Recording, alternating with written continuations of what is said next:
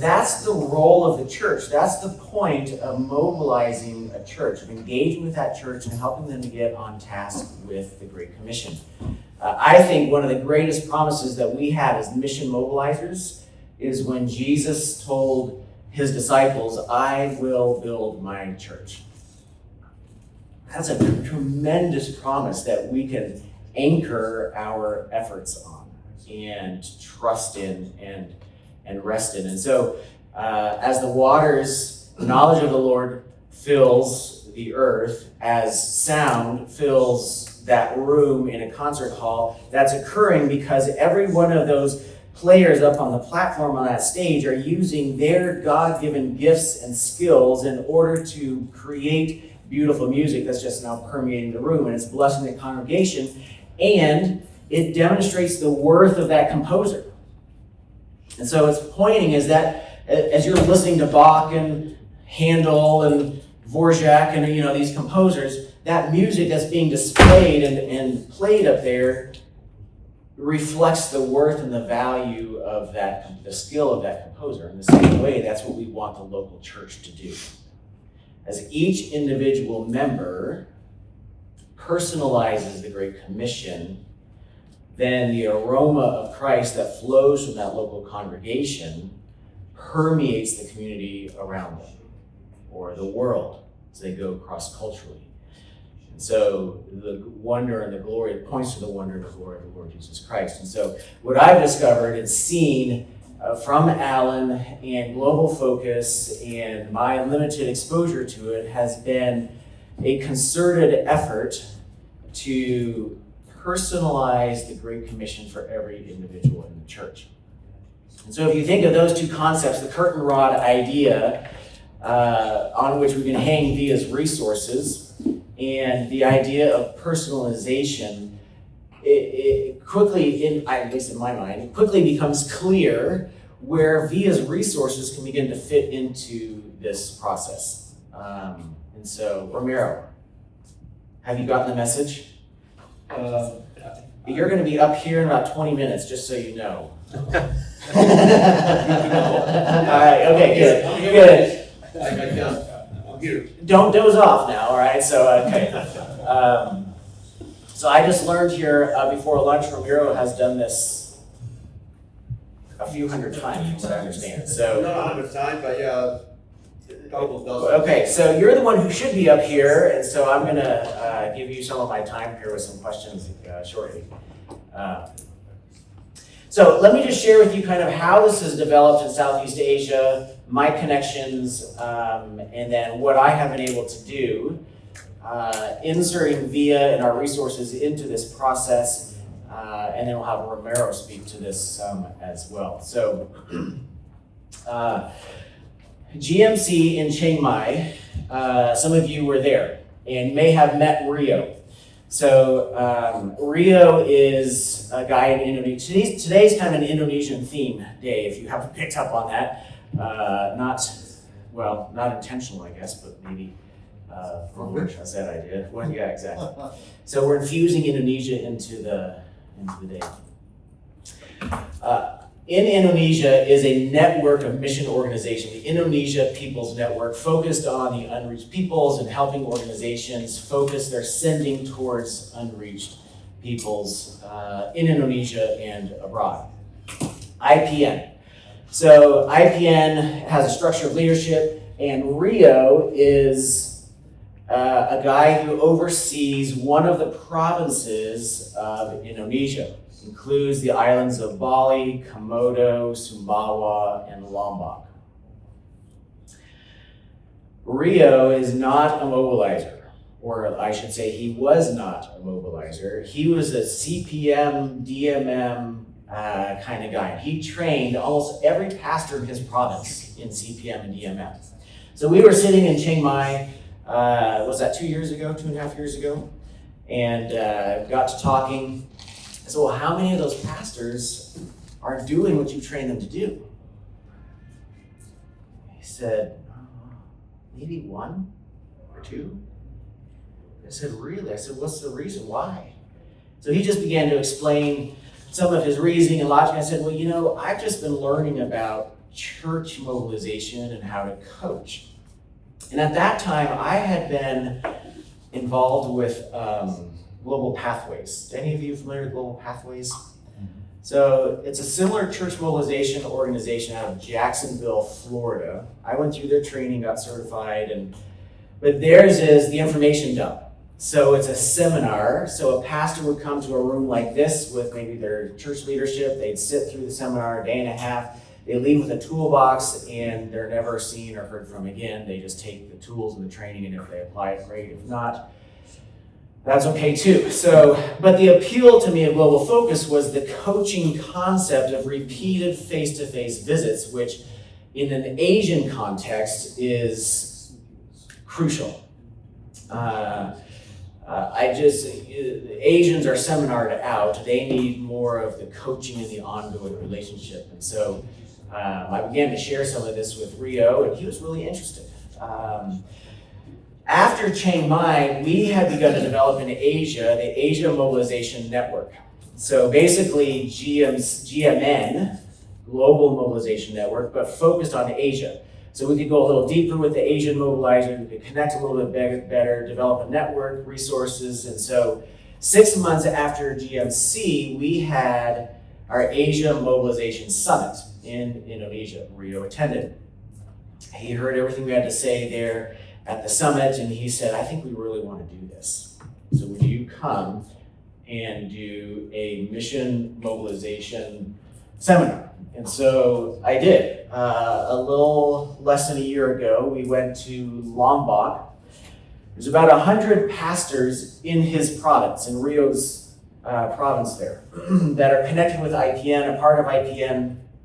55 of them came to this mission mobilization conference. So for 2.5 days, we did what all of you do. We went through the biblical basis of mission, the state of the world, 5 habits. We talked about what this looks like in the local church. And at the end, I just said to this group, I said, if any of you would be interested, connect with Rio. So I would be happy to come back and we will do 6 modules of coaching in how to mobilize your congregation for missions. Well, I didn't hear anything it was several weeks. And then Rio reaches out to me and he says, hey, I've got about 40 pastors I was hoping for 2 or 3. So Alan's model has been really one-on-one, right? Alan coaches one church and one pastor and his team at a time. I said, well, I don't know if we can do this group coaching thing. So I talked to Rio about it. I said, we have to do some structural changes in the way that we do this, and from what I understand. And so I think I consulted a little bit with Alan as well. And Alan's like, well, I've never done the group coaching thing before either, so let me know what you learn. And I said, well, we'll just kind of muddle our way through this and learn together. So we started. We did module 1 this past January. And we started on the island of Sumbawa. We had about 27 or 28 pastors there. And then traveled the next day back over to Lombok. All right, so here, this is the group in Sumbawa. And then this is the group in Lombok. So if you know your Indonesian geography, you have Jakarta there on Java Island, which stretches to the east, and then Bali's the next island to the east, and then you have Lombok, and then Sumbawa, and then Komodo Island. So, sorry, those are, all of them are pastors? These are all pastors. Yeah. So these are churches that are, they run anywhere from about 40 people to, I think the largest is about 130-ish, maybe. So these are not large churches.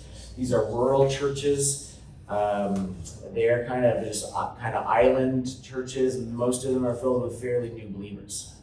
So that's the context. As opposed to many of the churches in Indonesia are similar to what we would have in the West. There could be, you said 5,000, 7,000?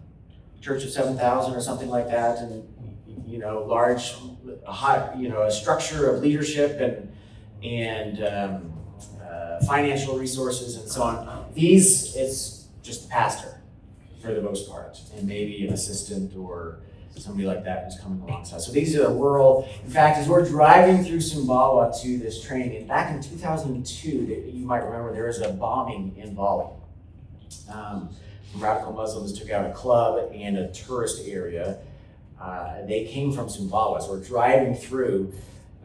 Rio says, by the way, this is one of the more radicalized areas of Indonesia, and the bombers that hit Bali came from, and he pointed out to me one area of villages we were passing through. I said, great, thank you, Rio, for not telling Lindsay, number one, and waiting till I got here before you told me. So that's the context in which these guys are doing their ministry and meeting. So we went through Module 1, went to Lombok, did Module 1 again. So with Rio, I did all of Module 1. Rio's listening, and he's translating for me.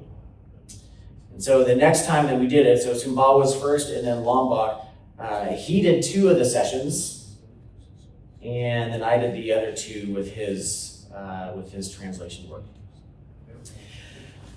After Module 1, I did the regular assignments that I think we're going to talk about here a little later this afternoon that go with Module 1. I attached to that Explore. So that's where I fit the Explore booklet in, is after Module 1. Because if you remember from Alan's session, Module 1 is embracing God's heart for the nations. Well, that's Explore. I mean, to me, that was an easy, natural fit. And so my assignment was, in addition to what's in the Global Focus material, was pastors take Explore, and either you lead your congregation through Explore or you equip your leaders in your church, depending on how your church is structured. You train your leaders and have your leaders walk your people through Explore. So by the time I came back from Module 2, they had done everything that Global Focus has always asked, and in addition, they have gone through Explore. So you teach the full Explore in Module 1, or after Module 1, you give it as additional module? Yeah. So for this content, they heard Biblical Basis of Mission, God's Heart for the World, and the 5 Habits in the Mission Mobilization Seminar August a year ago. Then in Module 1, they heard the Global Focus version of that, a lot of the same content, and the introduction to personalization. Then they took Explore back to their churches in Indonesia, and they preach on God's heart for the nations, and they are also leading their people through Explore. So by the time I'm getting to Module 2, they've heard that same basic content at least 3, if not 4 times. Okay. What if they didn't hear about it before? So you give module number 1, then like in another session or another gathering, you give Explore to them, or you just hand them the booklet and teach it? Exactly. They teach it. Yeah. So if they had not come to the seminar last September, August, September, they still heard God's heart for the nations because of the facilitating material on Global Focus. So they're still hearing that. That's their first introduction. Then at the end of the day, they are handed a copy of Explore in Indonesian. And we give them the PDF.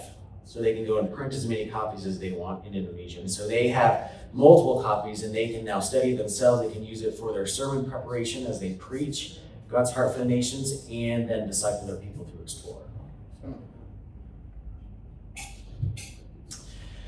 So we gave them, so that was February when we did Module 1, and then we had a change in dates for our meetings for Module 2.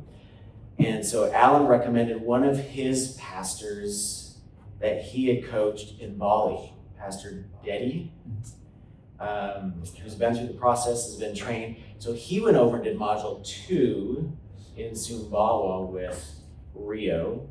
And then when we had the VIA team with us here a couple of weeks ago, I took a day, left the team with Adit and Ria in Bali, went over to Lombok and did Module 2. So those churches there, in fact, in Lombok, we had more people attending there for Module 2 than we did for Module 1.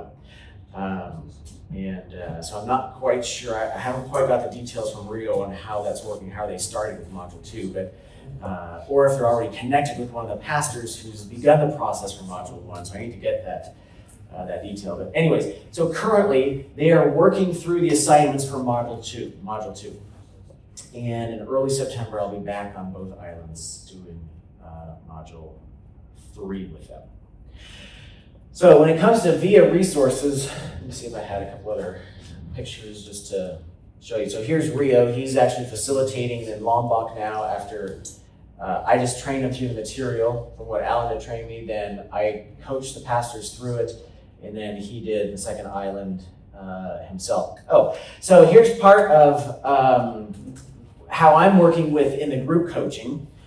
Because these are smaller churches means their sending capacity is not quite what it could be if it was a larger church and so on. So one of the benefits that has come from this coaching that Rio has communicated to me is this is the first time these pastors have ever done anything like this together in unity. So, in fact, Rio is almost more excited about the unity among these pastors than he is about the fact that they're on fire for missions and mobilizing their people. And so he's just ecstatic at the fact that this common purpose has brought such unity to the pastors, which he's never seen before in his province. So that's been one of the side benefits, I think, that Alan has already mentioned, but I have witnessed and seen, at least in this context. And so the Saset people are one of the main people groups unreached in Lombok. And I just happened to grab this photo out of a car window as I was driving by.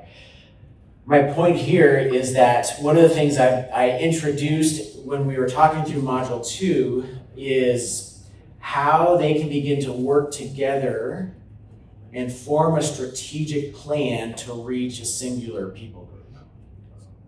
So what does it look like if you're these pastors here in Lombok and you're sitting in this room, what does it look like for you to link arms with 3 or 4 or 5 other pastors to collaborate together to develop a strategy for reaching a particular people group in your part of that island? And so trying to help them to think, not how am I going to do this in my church, but how can we do this together on my island in order to reach these people who I'm surrounded by, who are unreached with the gospel. And so that's just been part of, that's not really in the Global Focus curriculum, but I'm just kind of adding in as we go just to kind of help them be thinking through that. And so this is now beginning to overflow into other parts of Indonesia. And last August, the Arise Asia movement had their event in Bali. And so there are about 700 participants there. And Pastor Anton, here on the left-hand side, he sits on the board of IPN, the Indonesian People's Network, but is also one of the key leaders for Arise in Indonesia. And so we met at that Arise event, and then we continued to connect. He'd known Ryan, I think, from the past, right? So Anton and his wife, every Indonesian, if they can, they come to Penang for medical treatment. All right, Penang is a medical tourism location. And so he and his wife had come over from Jakarta and Medan and connected with Ryan and I. We had a cup of coffee. We began to talk about potential ministry together. And so he invited us to go and preach at his church. And so Ryan was otherwise engaged in Thailand or something. I went up there over to Medan, preached at his church. And then he organized a meeting with all the IPN leaders of Sumatra. And that's been the focal point of his ministry is Sumatra. So Sumatra is the island that is west and north of Java, kind of goes up the Andaman Sea and parallels the peninsula of Malaysia and Thailand. Okay? So that's been the focus of his ministry. he heard about what Rio was doing in his province, and he's heard about the response of the pastors there. And so he said, I think IPN in Sumatra would be interested in this. And so he's now putting together a conference that will be in mid-September, 16 to 18. It'll be a mission mobilization conference, just like we did a year ago in that central province of Indonesia. He's wanting to get 250 to 300 influential pastors from Sumatra to attend that.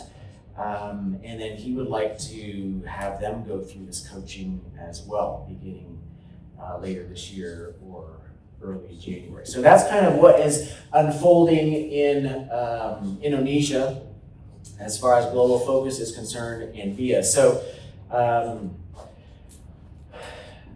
this is kind of where, and this is Romero, I'm going to have you come up here in just a moment. One of the areas of significant interest to the Indonesian church is God's Heart for Muslims, that resource. So that is, the translation of that is complete into Indonesian. We're just going through the final edits right now with a guy in Indonesia. So that is, as soon as that's available, that would be something I would be including into Module 2. And the reason for that is at the end of Module 2, you're developing your prayer strategy.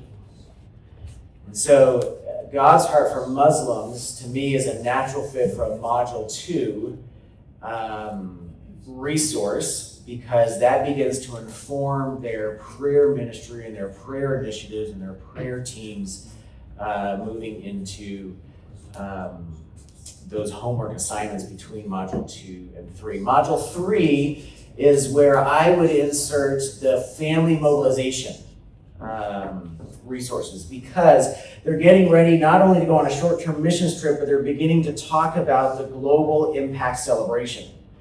And so by the time we get to Module 3, we're wanting to think about how do we include the children, how do we begin to disciple our children, how do we begin to engage the parents and the family units within our congregation. And so in my thinking, where's Romero? That's where I'm thinking for like God's, the parenting with a global vision.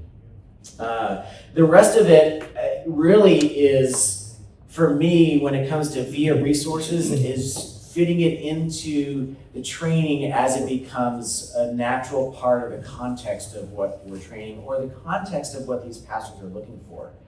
Most of these guys here are not going to have a real strong welcoming type of ministry, at least in the way that we think about it, because there's not a lot of foreigners that are moving to those islands that they're going to be reaching out to.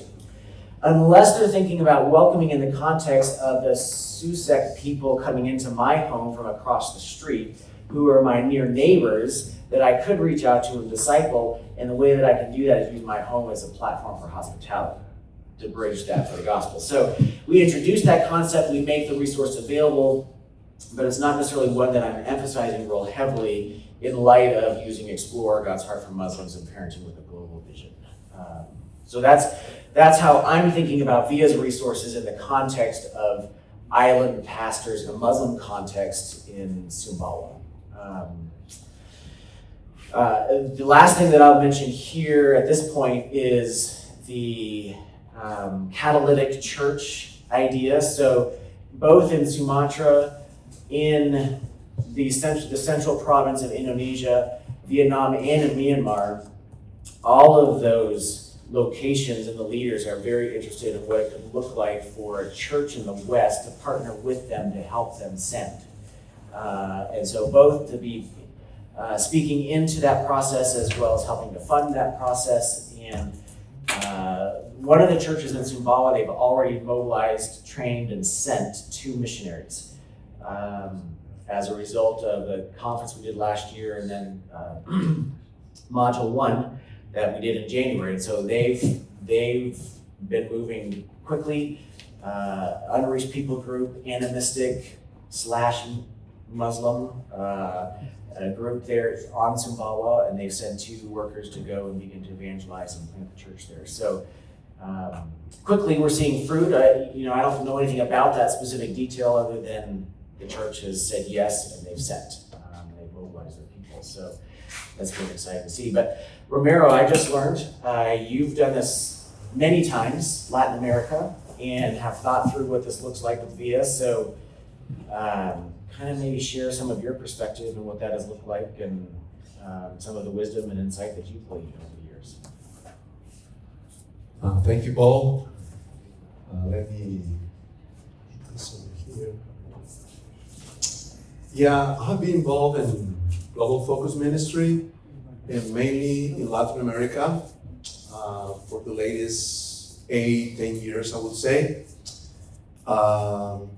There are like 200 churches involved right now in Latin America with global focus ministry, and through those churches, have been sent around 100 missionaries to the mission field. The first country that started global focus was Venezuela. And they have sent probably 25%, 20 people, missionaries to the mission field. And let me give you a quick overview of my experience with global focus. I think it's a great tool to mobilize the church. And I think it has this idea of giving the mission back to the local church. The local church is supposed to be this instrument of God for God's mission. So putting global focus in a mentoring process in the church will eventually help the local church to be right there in the center of the sending missionaries to the mission field. What else here? Usually we start something we call luncheon vision session. Is something let's say there are some pastors that have some interests. So we said, would you like to have a luncheon vision session for you? Maybe there are 6 pastors, 2 pastors, 1 pastor, and we encourage them to bring their leaders. So the first session is just an hour, hour and a half, pretty much what Pastor Alan did with us, a little more short, I would say. But that will give you an idea, because pastor, when you say, I want to have global focus in my church, they think it is a training. It's just a training, one more training. So it's difficult to really understand it's not a training, it's a process, it's a mentoring process. It will take a year and a half. In some cases, some churches start module 1, maybe module 2, and sometimes they quit there. They decide not to follow the whole process. Sometimes when they go to module 3, because they feel you need to change the structure of the church, some pastors, they don't like that. But let me say that first, if you want to do global focus, you have to be very in your mind, the idea, and you have to be very close to the local pastor, with the church. You have to be alongside him. You have to become a friend of him. It's not easy that, so you have to really develop a good relationship, especially when I'm talking about my experience in Latin America. I think Paul Strong. Remember we did module 1, I think, with the church that in the north side of Mexico City. He just did module 1, module 2, and he quit. What I'm saying this is sometimes it's easy to start something, but it's not easy to finish and to do the whole process. Because people think it's just one more training or something like that. Okay, what else here? We would like to see, this is what we expect to see, through global focus process, we would like to see at least 80% of the church involved in God's mission. Usually, churches has like around 20 or 15% of the people involved in the church. The rest of the church just come on Sunday to have a good sermon and give some money, and that's it. So Global Focus is really stretching the church to help the church to involve at least 80% of the people. Not everybody's going to be in the mission field, but everybody will be involved, maybe in Jerusalem, maybe in Judea or Samaria or the ends of the earth. But how to do that? So I think Global Focus is an incremental process that will help the church if you can communicate this to the pastor. And we don't do the training if the pastors and all leaders are agreed to be there and agreed to have the process. Okay? We have experienced sometimes, a couple of times, that the pastor say, oh bring the process here. Okay, we came to the church. And the pastor is there starting the session, the first session, module 1, and then the pastor went out and leave the room for the next 2-3 hours. Then he came back for the break. Now, the pastor is not really committed to do the process. So, and the rest of the leaders, they take a look at that. And they said, oh, the pastor is not involved in this. So, this is not important. So you have to be careful with those little details. And but I have seen a lot of churches being transformed, which is putting this in a perspective. This is a great joy. When you see a church that has maybe one mission project or any non-mission project at all, and then from there in a process in a year and a half, more or less, then you see they have this celebration. In fact, one of the picture you put here, is that my mother church in El Salvador doing their first, I think was the first global impact celebration. And so I remember the impact in the church, because we already have some mission projects going on at the church. But because of Global Focus, they incremental at least 2.5 times the budget.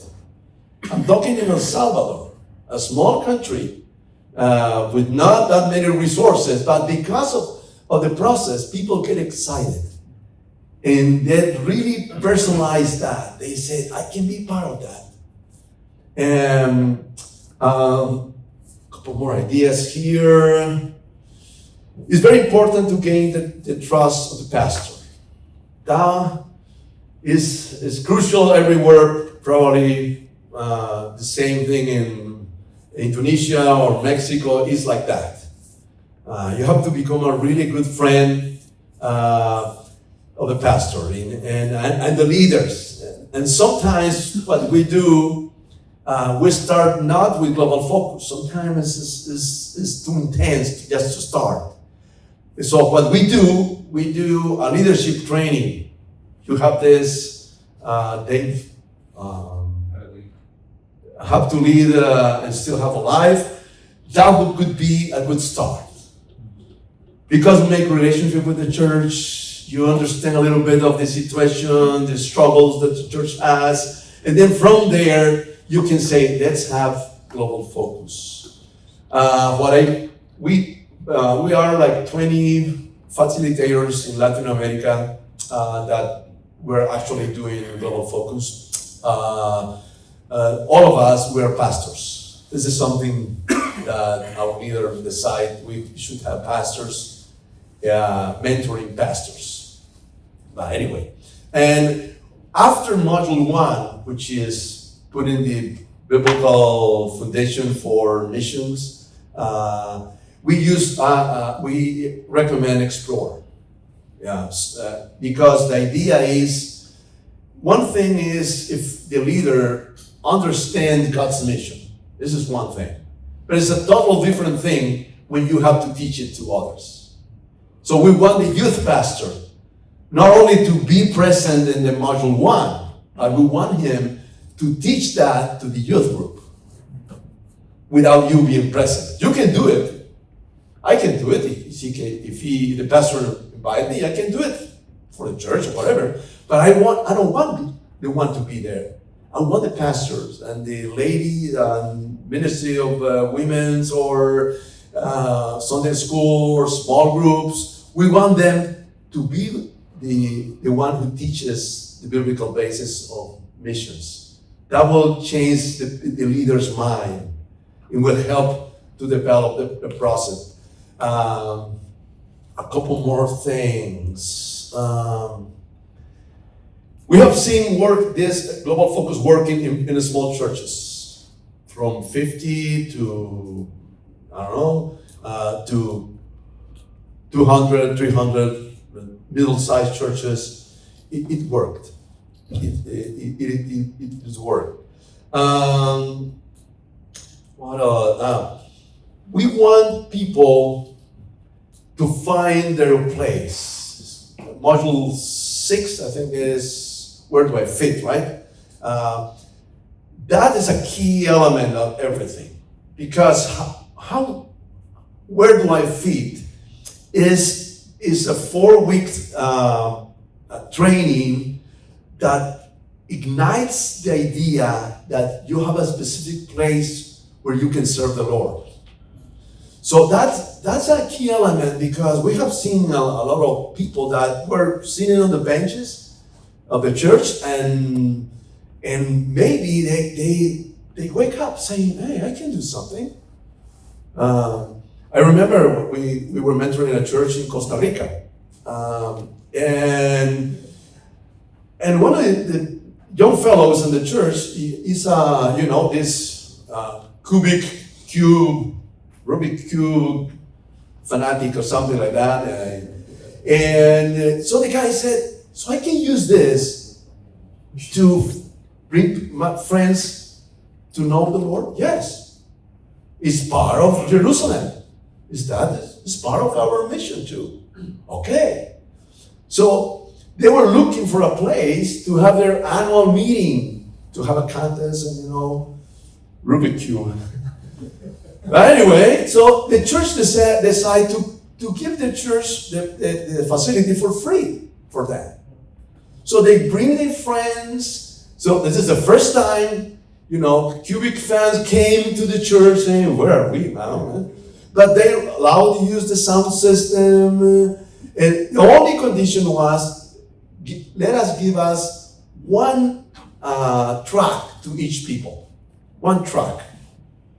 So they can read something about this. They say, "Well, okay, that's all you need?" Yeah. But from there, relationships were developed. They have this contest, which was fun. But at the same time, people say, "This is a Christian church?" Yes. And that's the pastor? Yeah, that's the guy who's over there. Looks like a normal guy. Well, I will come here on Sunday. And some of the friends of the guy who's part of the church, he said, "This is my church." So from there, this guy, which is a cubic fun guy now, is part of God's mission. But it's a structure there, because he has his idea. He has to go with the Jerusalem leader saying, "I have this idea." So the Jerusalem leaders will say, "Oh, that's a good idea." They may talk to the pastor, and the pastor will say, "Yes, that's a good idea. Let's do that." So each person of the church could find their spot where to serve the Lord. Some others will help people who are maybe serving abroad, or they are planning now, this church in Costa Rica, they have a connection, and they're planning to go to Jordan to do ministry work in Jordan on a short mission trip. Each person paying their own expenses. In the past, they haven't had any trip at all, and now they are involved in this. So this is the process. I think you should need to find, depending where you are, contextualize this in a way that will be appropriate in the culture you are serving. And one last thing here. Let's see. Yeah, one question we will have very frequently in Latin America is how much that it will cost. So we charge like $10 for the book. The book we have with the six modules, $10. Plus, you need to pay to bring the guy to your church. In some cases, the guy lives in Mexico. Let's say I'm doing a training in a place called Chalco. Chalco is an hour away from Mexico City, not far, really not that far. So my expenses are only the gas I pay for my car, so it's nothing. So it's easy to do it. In some cases, you need to move somebody from, let's say, from El Salvador to Honduras. That will cost a little more. All the expenses you need to pay is bring the person to the church, and he will do the training for you. And so that's, in some cases, that could be a challenge, depending where you move from where to where. Okay, let's see what else. One last thing here. We encourage the pastor, once the pastor catches the vision and start doing the process in the church, we encourage the pastor to train others, to become a facilitator with other churches. Some cases the pastors say, yes, I would love to do that, because pastors have this relationship with other pastors, which sometimes that works. In some other cases, the pastor said, yeah, I will do that, but I'm too busy, so he's not doing that with other pastors.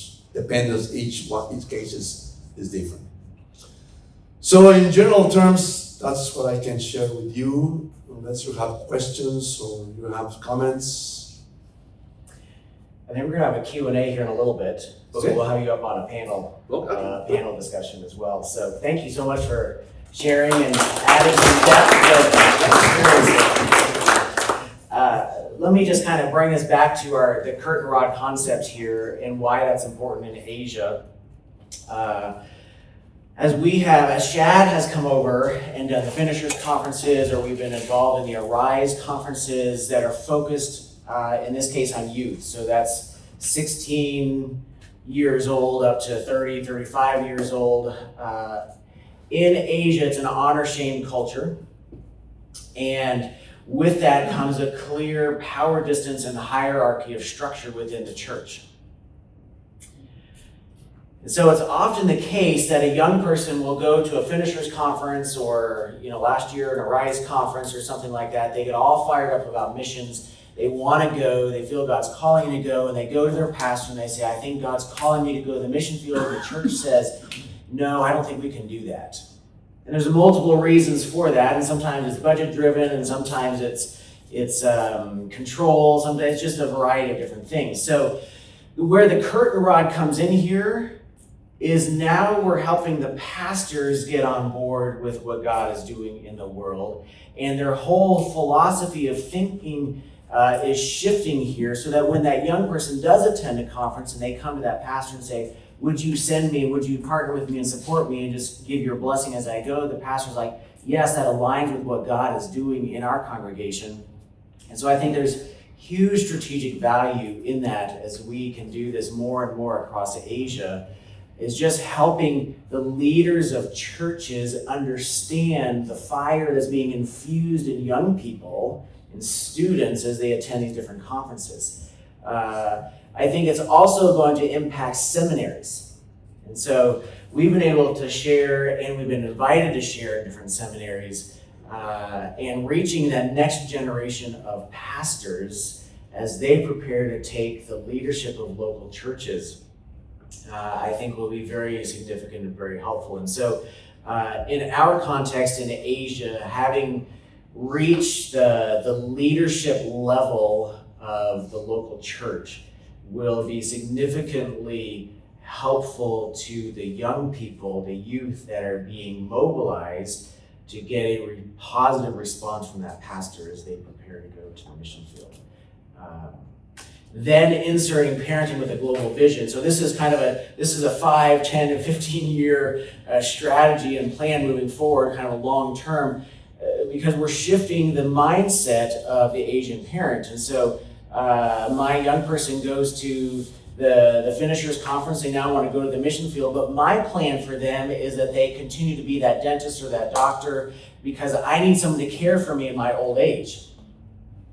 And so I refuse to give my young person the blessing and releasing them to go to the mission field, but if we can help parents with parenting with a global vision, if we can help the church leadership with global focus materials, if we can help the students with Fuel and the Flame and the Explore booklet and these conferences that are mobilizing them, then pretty soon we have a whole package that's beginning to shift the philosophy of Asian leadership when it comes to missions. And so my personal feeling is global focus is key to all the different demographics that we're trying to mobilize across Asia. And it'll be helpful in all of them. I remember Ephesians chapter 3:10. Do you all know that verse, Ephesians chapter 3:10? Where Paul writes that it's the church that God uses. Let me look this up here real quick. Does somebody have it? Colossians 3:10. Paul's talking about his ministry, the honor of being in ministry, and so on. And he says, I'm sorry, I'm in Colossians. Did I say Colossians? I meant Ephesians. Ephesians 3:10. So that through the church, I love what Pastor Romero said. It's one of the values of global focus is taking the mission responsibility down to the local church level, and that's so true. So that through the church, the manifold wisdom of God might now be made known to the authorities and rulers in heavenly places. In other words, God and his wisdom and his glory is now being put on display. Just as those orchestra pieces were displaying the worth of the composer, so the individual members of the church, that personalization, are now putting God and his glory and his greatness on display in their local community and around the world. And so I'm an advocate. I think Global Focus is a great tool. I think it can be a significant help to your ministry, and we encourage you just to offer it to pastors in your context. Here's what we can do or provide. It's a coaching, it's a relationship-based, but it's very intentional. And there's an end goal in mind. So, I think that's kind of a wrap for me, Donnie. I don't know what you want to do here. If you want to do some Q&A, or you want to go ahead and take a break, or Sure. Let's do this. So after our break, we are going to have a collaboration session designed specifically around maybe some practical questions that you have, things that you're thinking about. How are we going to train on this? All those kinds of things. We'll have those questions and thoughts and comments after this break. If that's okay. That will be okay, because I'm going to say it's okay. You have no choice, sorry. But let's take some questions now, maybe specifically for Ramiro or for Paul, maybe or Alan, around, as they've done these things, are there certain things that come to mind, maybe as you think about using this in the future, have they encountered this? So center those questions maybe around more about their experiences. You can still have some of those, kind of future questions in mind, but maybe relate them more to their experience so far. So. That's a question that I didn't get an answer. Okay, sure. So I thought Of course. I'd answer that question. There you go. Our brother asked the question about the assignments. What are the assignments that are given? So out of Module 1, you assign to the pastor to preach the 4 sessions from that book. Module 2, you assign, if they do not have a church purpose statement, they write one. If they do have one, they evaluate that purpose statement given the questions that we have in our material for them to use. Then they evaluate all of the things they're doing in their church in light of their purpose statement. They also recruit a missions mindset team and a global prayer team if they do not already have one, or they beef up their current prayer ministry with global prayer.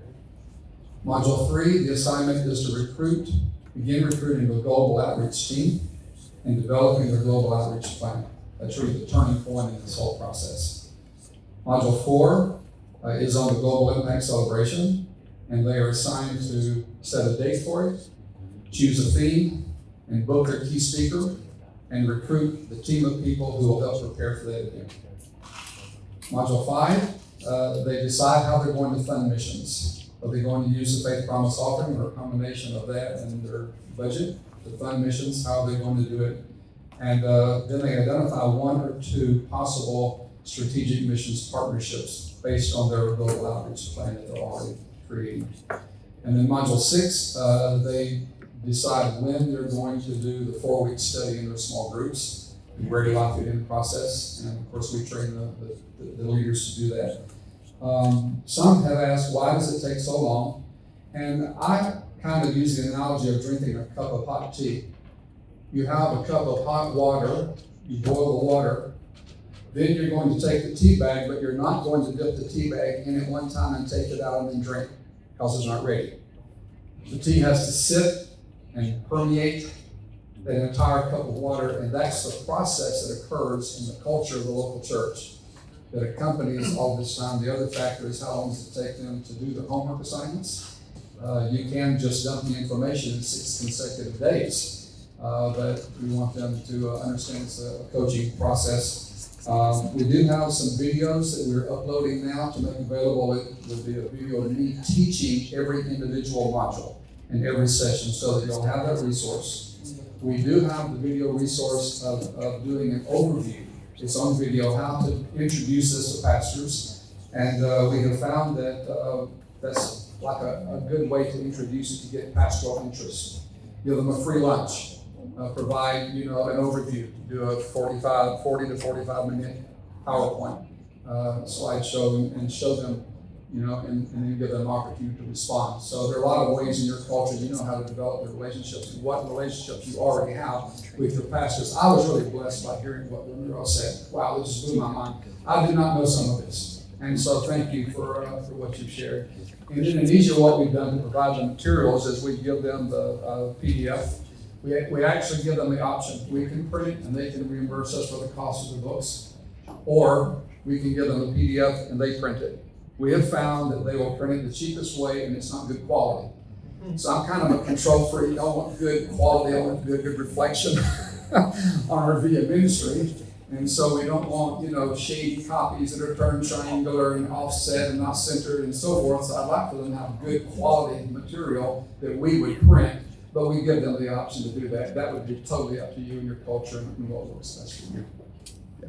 Thank you, Don.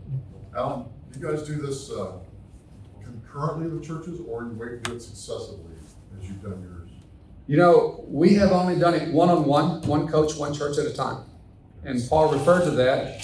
We did coach 5 churches in Russia at the same time. And the challenge in doing group coaching is the consistency, is the commitment of the pastors and their team. Because my fear was that we would have, and I'm coaching 7 churches in Manila right now. And so we've had 5 pastors or 6 to attend module 2. In module 3, 5 or 6 to attend, but a different 5 or 6 that attend in module 2. So how do you manage that? That's the challenge, and it's different in every context. So in Russia, all 5 pastors were totally committed and attended all of the coaching, and it went very well. I'm very interested in how this is going to work in Sumbawa and Lombok with as many pastors as you have. And I have one key coordinator on site in Manila who is following up, and we're going to give the video of me teaching the module that they missed, and ask them to watch it before the next module. So we're going to see how that works. So you may find out better ways to make this all fly, more seamlessly. And I'd be interested in learning from you. I guess I'm also asking, is it possible for you, what's your capacity? Like, I'm going to coach 4 churches at a time, but they're one-on-ones maybe even. I don't know how you, so Yes. It's not them all together. I'm doing 4, but they're separate. I may see them on the same trip or something. Yes, no. It's a great question. It all depends on, your other load of responsibilities. But Theoretically, if you're doing once a quarter with a church, just using that as an example, you could theoretically be coaching like 10 or 12 churches at a time and spacing them out like that. But I've not done that many personally. I've only done 4 or 5 at one time personally, just because of all of the other responsibilities and the traveling that I do to make that work. So it's a great question, and I think everybody's got to. I think probably the best thing for us would be to experiment and do it once with a church to sort of get your feet wet, learn the process better. And this is my role with VIA. So I've already tentatively planned to go to Jordan. Who was I talking with going to College Station? Brian, I was talking about coming to College Station and meeting with you in 3 churches that you're talking about there. And so as best I can, I will come alongside of you and help. We can do Zoom and video. I just want to make sure you have what you need. So you let me know and let Paul and us know, and we'll do the best we can to serve it. Following on to that, between the quarterly times that you go visit, how much more time? An hour a week, 5 hours a week, 10 hours? Great question. Probably I would spend, his question was, in between the coaching visits, how much time does it take for you to spend with the churches following up? So it would be good if you have a key liaison with the church, instead of the pastor having to do all of this. A small church, it may have to be the senior pastor, but whoever your liaison is that you're going to communicate with, talking to that person in between. I follow up 1 month later with a WhatsApp message, want to know how they're doing with their assignments, and then I will personally follow up monthly. And instead of just breathing down their neck and staying on top of them and giving them the freedom and just providing the service that they need from me.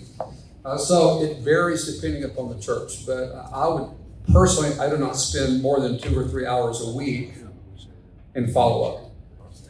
But I think it's going to vary with the church and their situation.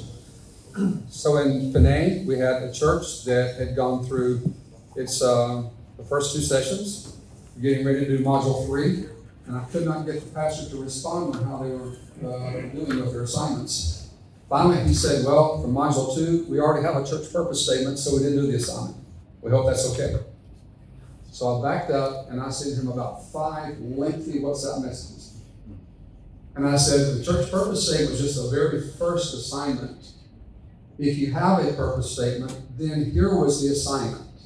You had 2 assignments related to that. And then you had other assignments. And so he backed off and I said, if you've not done the assignments, and we were looking at 2 weeks before the schedule, or 1 month before the schedule next module coaching. I said, it will be a waste of our time for me to come if you've not done the assignments. This guy was very credible, full of integrity. He apologized, and so we had a Zoom meeting with his leadership team, and he's decided to pause, Pastor Sam at Excel Point, and wait and see, he just did not realize the kind of commitment that he was making when he said, let's do the global focus process. And so we got a great relationship, understood, and I'm going to be talking to him more. We're going to relaunch it later when the translation's done, and that's another challenge. Jason's got a question. Thank you guys for everything you're sharing. We're obviously trying to figure out how to contextualize this, what it would look like, but I think a lot of us in some of the field areas are wondering what are all of the pieces that are going to need to be translated. And not to throw this on you, Ian, but what are the steps that we're going through? What are we looking at? Are we looking at taking the current material, putting it into a new VIA format with lots of papyrus and papyrus guys? Just the VIification. Are we looking at a VIification of the material and of the style? And then what are all the pieces that are going to be translated? So there's PowerPoint, and then there's the handbooks. What else are we looking at so that we can kind of be thinking and budgeting in advance for what we're going to need to do to get this into our field? I'll throw out at least an idea in response. I love the material is standalone as it is, but my personal feeling is it needs to be VIified a little bit. So it needs some design work, it needs some vocabulary shifting and changing, And so I'd love to see some of our leadership team just kind of go through it module by module and just adjust some of that vocabulary and phrasing and so on, so that it really reflects consistency, thoroughness with, you know, what we're communicating. I think the concepts are the same. There's just a difference in, okay, so for instance, the idea of personalization versus, you know, we're trying to get everyone's role aligned with the Great Commission and help everyone discover their most strategic role in the Great. So, you know, just some of that language change and kind of talking through that. And so then I think the translation primarily would be the PowerPoint and then the facilitator booklets and the workbooks. So more than just doing the Explore booklet, but less than doing Via Generosity.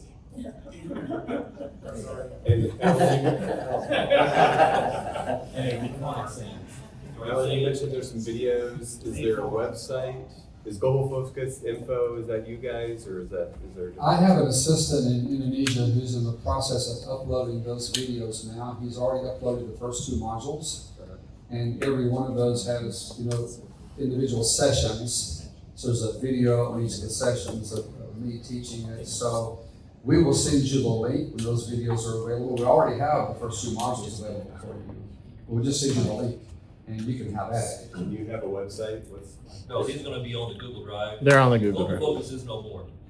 Okay. This is the trainings we have, we're just getting the video files from Tanyo in Indonesia, put into our Google Drive. Right now, all the documents, InDesign files, Photoshop files, PowerPoint files, we've got it within via the Google Drive. We have the English InDesign files, we have the Bahasa Indonesian InDesign files. I think Russian might be in there. Spanish, we've got a PDF, and it's going to take some conversations to figure out if we can get access to the Spanish InDesign files yet or not. German? I believe that's the only languages, right? I know they've been running it in Switzerland some years ago. We have it in Russia and Ukrainian, but in fact, we already asked for that right away because we got pastors wanting it now. And so I'm going to get Don Turner to send that material to me, Okay. so they can pass it along.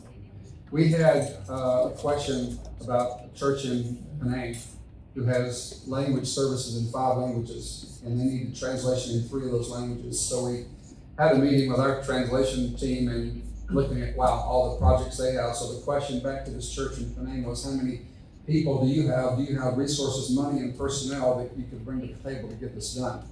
And so they do, but they're not ready yet because it's such a, and so we're talking about probably taking next year to get the translation done in these 3 languages.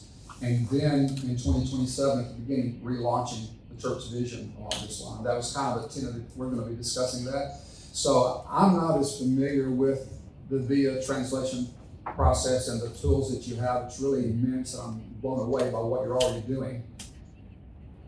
50 or 60 projects on the table right now. I mean, come on. So I think that's up to all of us to decide kind of where in the priority this is all going to fit, and in each context, if there are funds and personnel that can be brought to the table that can help it get done quicker. The question I had with Paul, do you think there needs to be some meeting of a few people and some adjustments on kind of the original before we experiment with some teams?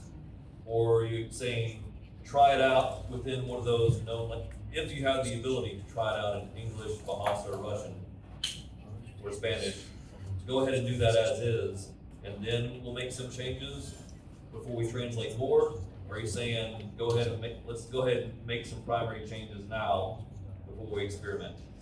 I think that there's enough familiarity with the material to go ahead and begin making some changes and begin those edits. At the same time, I think simultaneously teams can begin to utilize it and maybe give some feedback, or I suggest this change or that change or whatever. But when I feel, at least from my perspective, and Alan and Pastor Romero and those of you that have gone through some of the training that Alan has done, I think there's enough of it. And really the concepts are simple enough, the material is simple enough, it's not gonna be a huge challenge I think it's helpful to have people in the same room to talk through, to go back and forth, to kind of ruminate on some of the pages, the material, the content, and then make the appropriate changes. I was just gonna suggest, we wanna work through it first and know what we're talking about, so Yeah. those who can, kick the tires. That's what we talked about doing here, is like, I mean, we're not gonna radically rip it apart and do whatever. Let's use it. Let's put it into practice, and see, and you won't know till you get into it. We've all gone through the basics of it already, or read through it at least, stuff like that. You know that it's just solid. But there are some tweaks or verbiage or some things like that, or how we do it. But it's just, I think that's one of the things we'd like to, you won't know what to even comment on until you go through it maybe once or something like that with somebody or something. So let's be reasonable about what it's gonna take to get it done. We're not in a rush to radically change it. Also, if we committed to doing it today, we might get around to doing it in 2026. You know what I mean? Like it's a big project. So. Yeah. So, question: most of the stories and anecdotes told today are non-Western examples, and they're typically smaller churches.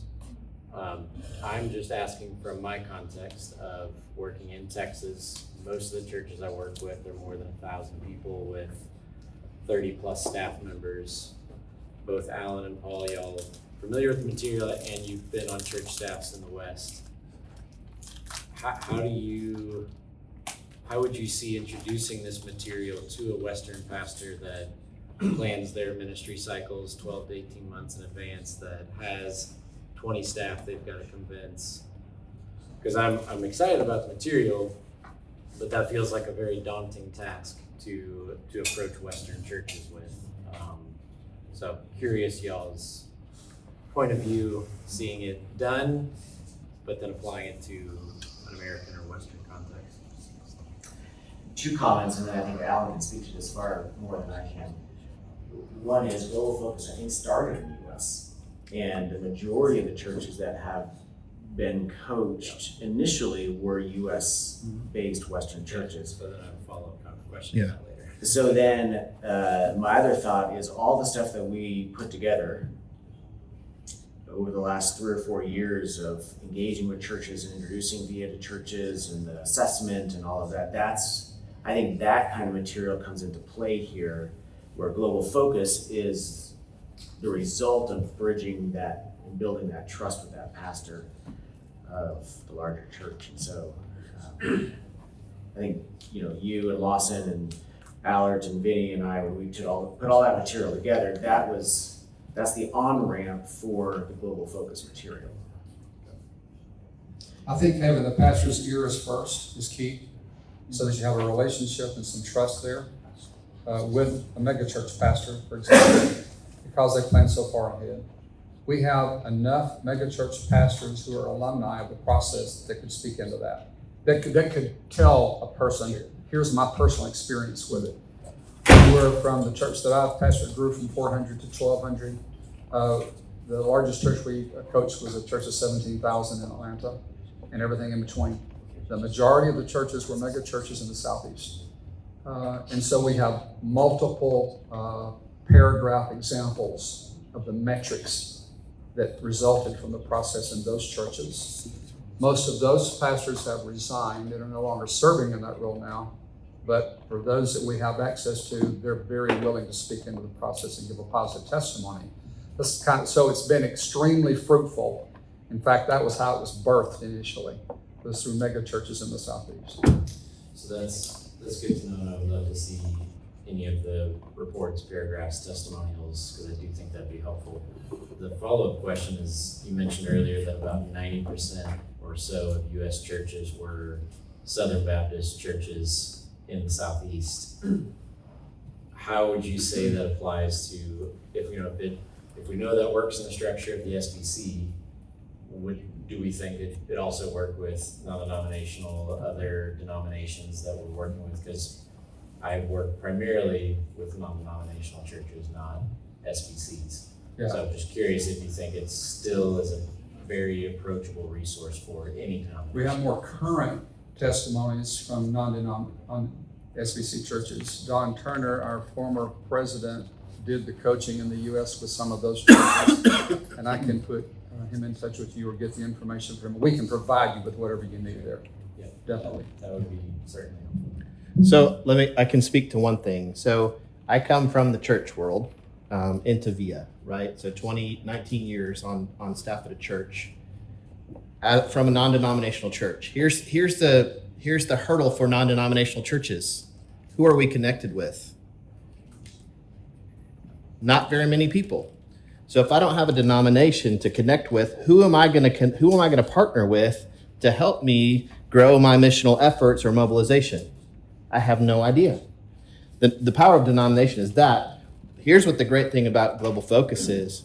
This is the tool that I was looking for.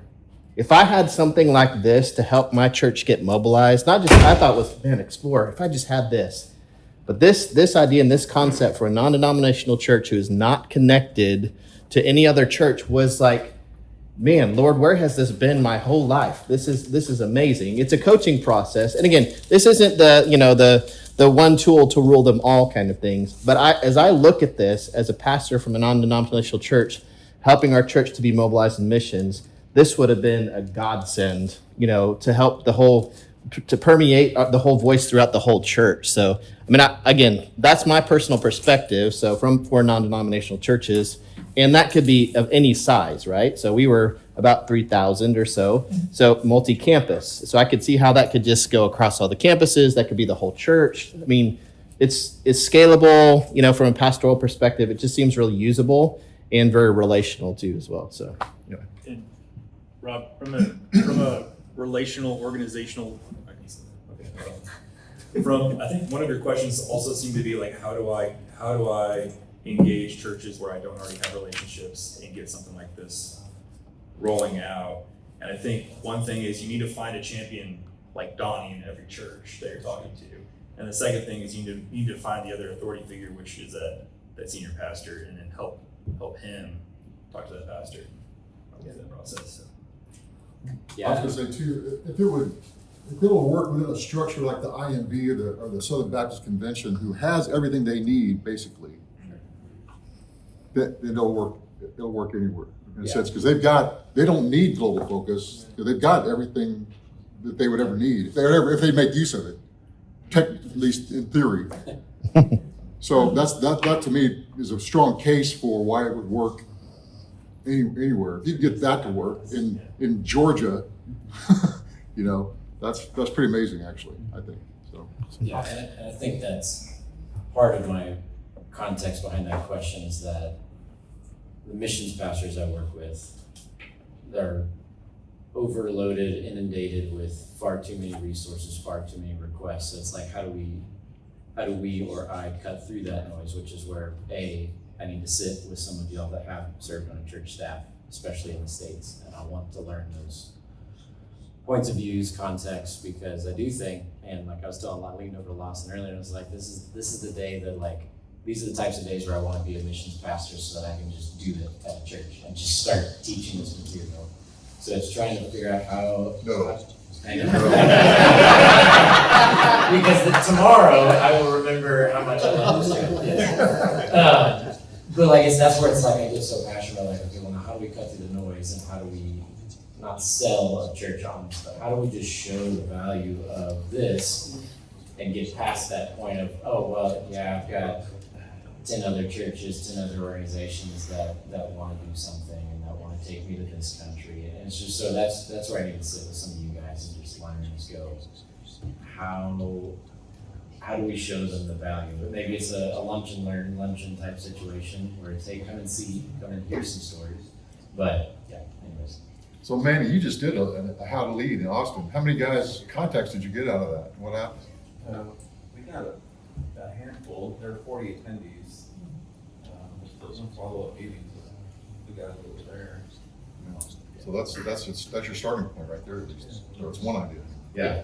So write your question down. If you got a comment that you want to say right now, write it down. We're going to come back after our break and we're going to continue this discussion. One comment as we head into the break. So Robert, you talked about missions pastors being busy, even pastors like senior pastors. There's an old Tajik phrase: until you've had 10,000 liters of tea, you can't become friends. And so how long does it take to drink 10,000 liters of tea? A long time, right? So what separates a potential, VIA partner from a pastor is time and relationship. So when I can't tell you, probably 5 or 6 emails a month from different missions organizations. We want to help you. We want to do this. You know who I actually connected with?